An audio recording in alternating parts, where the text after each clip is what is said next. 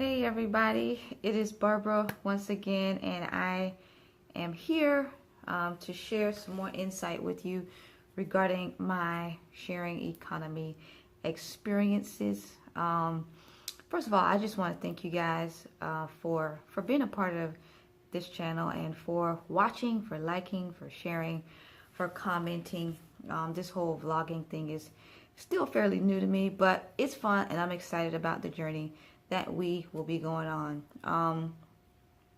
Now, I want to talk today about, this is actually kind of like a follow-up on a previous video that I did that was called What They Don't Tell You About Being an Instacart Shopper.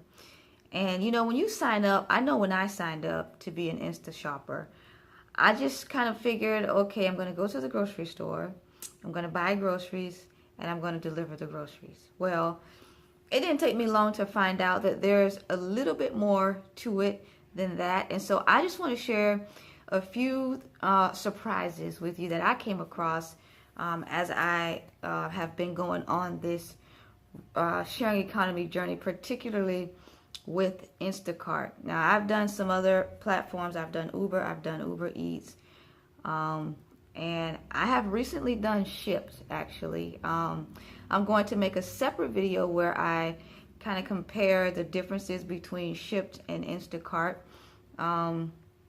Same type of service, different company. So I'll save that for another video. But I've done a few, but Instacart for me is the one that kind of had stuck. You know, that's the one that I have the most experience with and I enjoy. And so I just want to share a few tips with you guys and a few things that kind of took me by surprise as I started to get into this whole Instacart opportunity.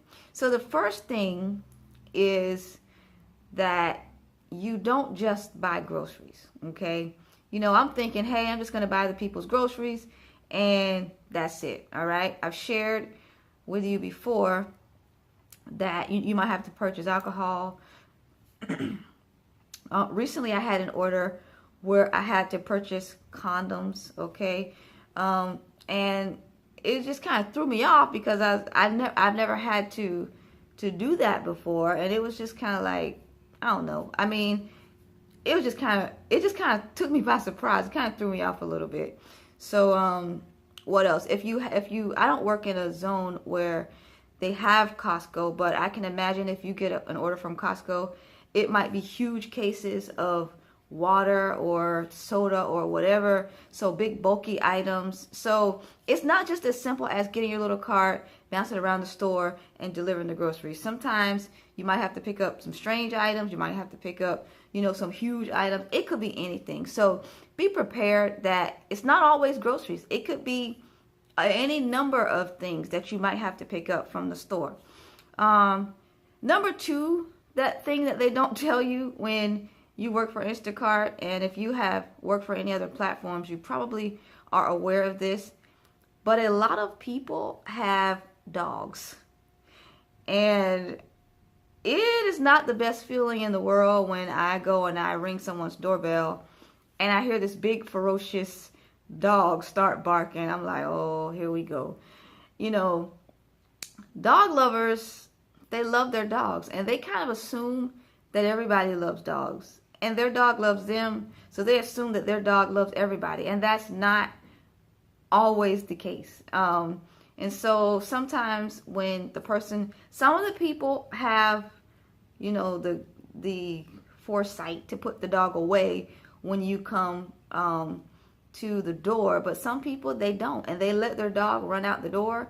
They let their dog jump on you. They let their dog do whatever, like, you know, without really much regard or consideration to whether or not you are comfortable with that. So just something to be prepared for, that you might ring the doorbell and a big dog might come. Now, thankfully, I've never had any incident happen where I've been hurt, you know, by a dog, but I have been licked, I have been jumped on, and it's not, I don't like that. It's not the best part of the job for me.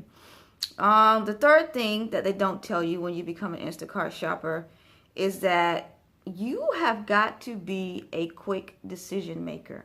You know, everything is based on time. It's based on what, your metrics. And so being fast is important in this job. And so sometimes you might have to make a decision about whether to replace an item or whether, to refund an item, or how to handle a situation. Should you leave that and come back later? I mean, you just have to be a quick thinker, and you have to be a quick decision maker. In a perfect world, customers would be available. They will be near their phone so that when you text them or call them about a replacement or an item that's out of stock, they can respond and let you know what their preference is. But a lot of the times they just don't do that. They're not accessible. They're not available. And so you have to make a decision as to if you're going to replace it, what you're going to replace it with, if you're going to refund it, if you're going to wait a few more minutes for them to call. You have to make a decision about how you are going to handle that.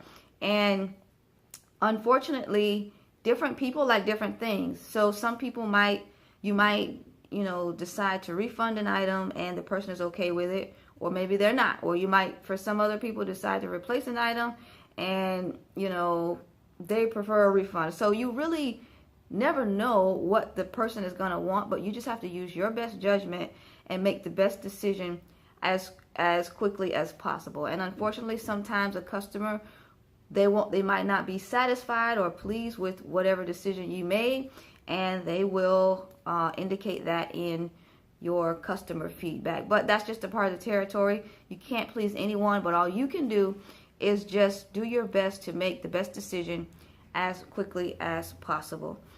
And the last thing that they don't tell you about Instacart is that every day is different. It's like when you go to do a shift, and I guess this goes really for any type of sharing economy platform, is you really never know what to expect. You don't know what issues are going to arise. You don't know what problems are going to arise. Some shifts are very smooth where you just breeze right through. You don't have any problems or issues.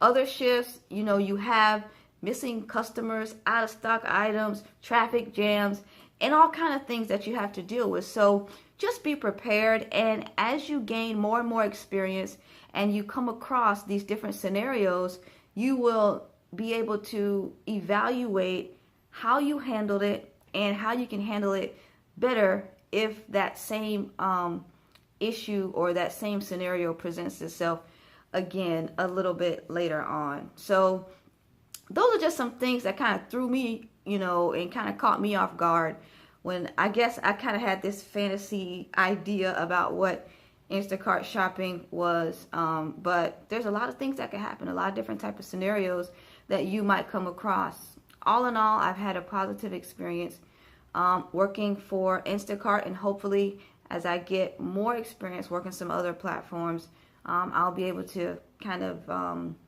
diversify my sharing economy portfolio in the future. So I just wanted to just share those few things with you. Hopefully that will give you a little bit more insight onto what is really expected and required of us as shoppers. So hopefully that was helpful for you and beneficial. I'm going to end it right here. Have a blessed day, and I will catch you on the next video.